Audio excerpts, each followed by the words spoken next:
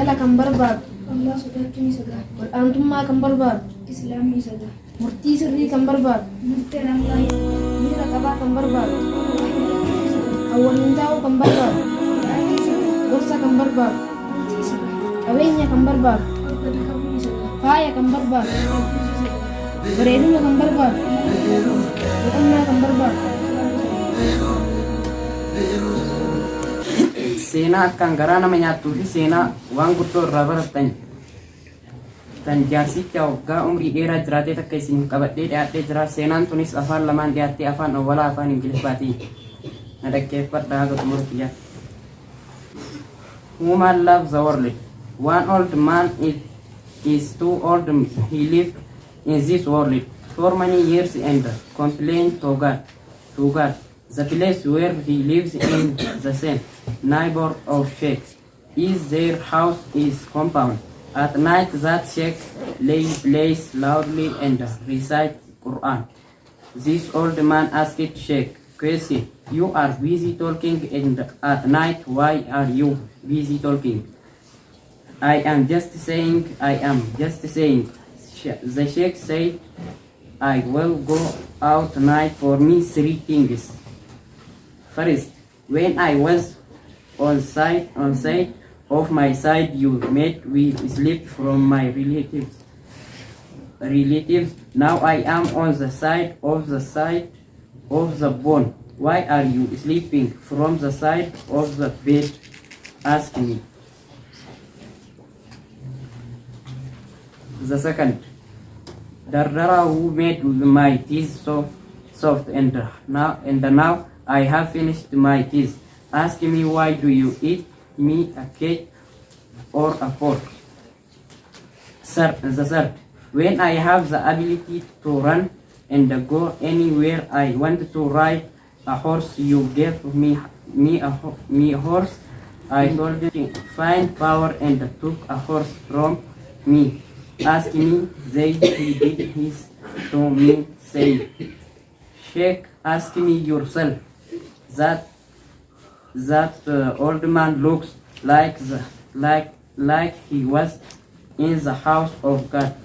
The other morning, the fresh spirit came from the Sheikh. The body is not able to speak. His lips are beating each other. Dear Sheikh, we have met with God.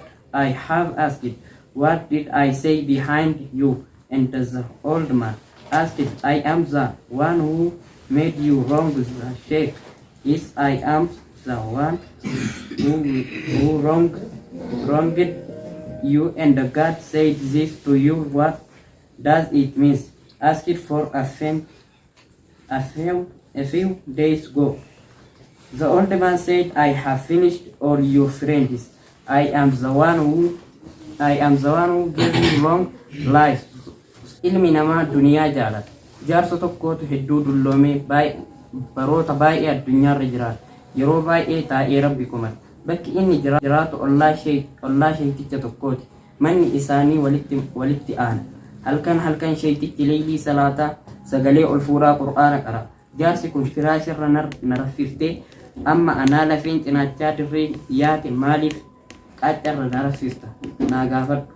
Lammaffaa anaani naa gaafadhu jedheen. Sheektichinis san'atummaan gaafadhu jedheen. Jaarsi sun ganama kaan akka waan manaamaan Rabbi argee fakkaatee hafuura haraa yookaan hafuura darbaa sheekticha bira dhufe. Qaamaanis ni hollata, hidhiin isaatis wal tumti, dubbachuu hin danda'u.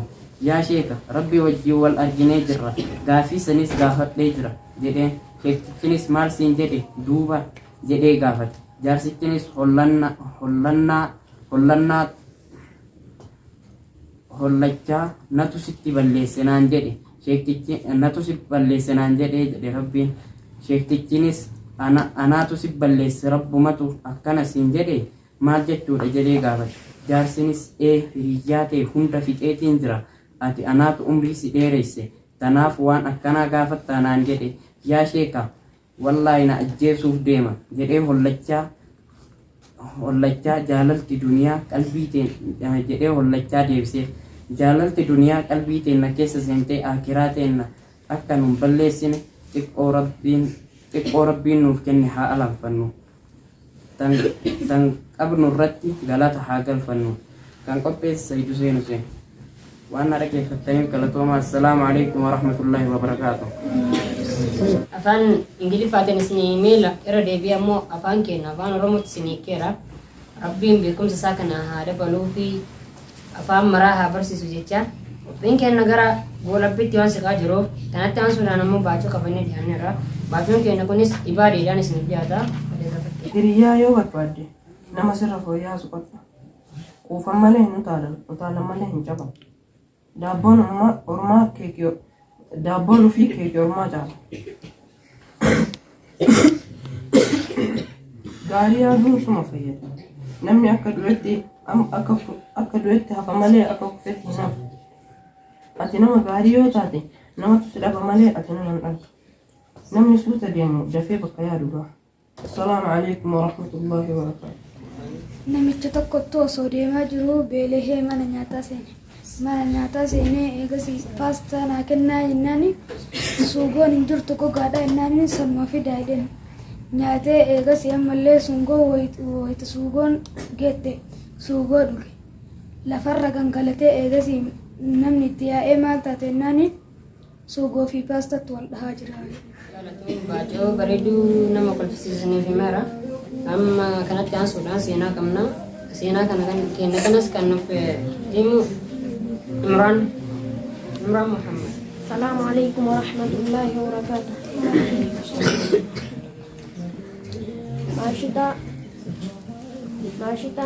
Maashitaa seenan maqaa isii hin ibsu dalagaa isii malee. Maashitaan filtuu rifeensa intala Fir'aunaadha. Gaafa tokko osoo rifeensa intala Fir'aunaa filtuu filaan harkaa lafa bu'e. Wayita firaan maashitaa harkaa lafa bu'e bismillah jette. Intalli Fir'aunaas bismillah jechuun maqaa abbaa kiyyaati jetteen. Maashitaanis lakki bismillah jechuun maqaa rabbii kiyyaa kaa rabbii keetii kaa rabbii abbaa keetii Fir'aunaati jetteen. Intalli Fir'aunaa yeroo san gara Fir'aunaa deemtee Fir'aunatti himte. Fir'aunis naa yaamaa jedhee ajaje. Yeroo san dhaqanii maashitaa gara Fir'aunaa fidan. Fuula Fir'aunaa dura dhaabanii Fir'aunis wanti kun dhugaadha jedhee gaafate. Eetii dhugaadha jetteen. Fir'aunis deefii amantii kanarraa deebii jedheen. Maashitaan ani amantii kana eega fudhadhe hin dhiisu jetteen. Haala qalbiin iimaanan guutamteen. Fir'auni sana booda zayitii barmeelitti nakaa urkisiisaa naa fidaa jedhe. Waardiyyoonnis yeroo san zayitii urkisiisanii Fir'auna bira fidan. Fir'aunis mucaa maashitaa kan hangafaa fuudhee zayitii keessatti darbe. Maashitaa yeroo sanitti mucaa hangafaa isii san dhaabatteetumaan laalti. Maashitaan garuu ijoollee 5 qabdi turte gisisanitti. Haaluma saniin kan lammaffaas itti darbee kan sadaffaas itti darbe. Kan afuraffaas haaluma sanaan zayitii keessatti darbe.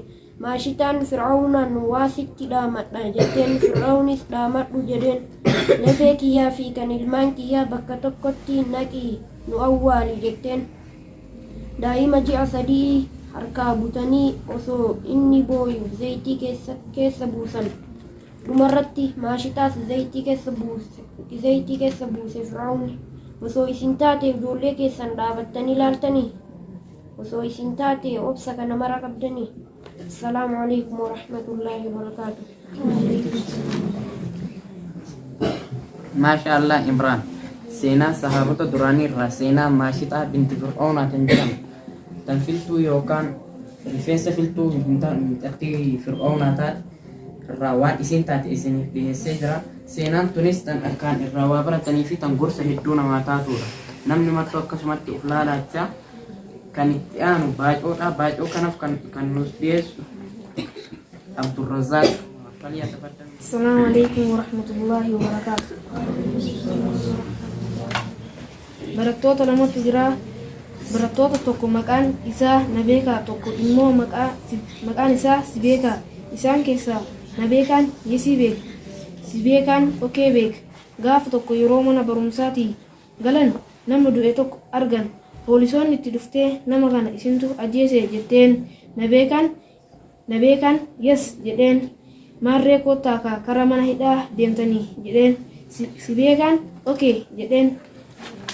Kana jechuun wanta tokko osoo hin hubatin hiikkaa isaa osoo hin beekin hin dubbatina. Assalaamu alaikum warahmatullahi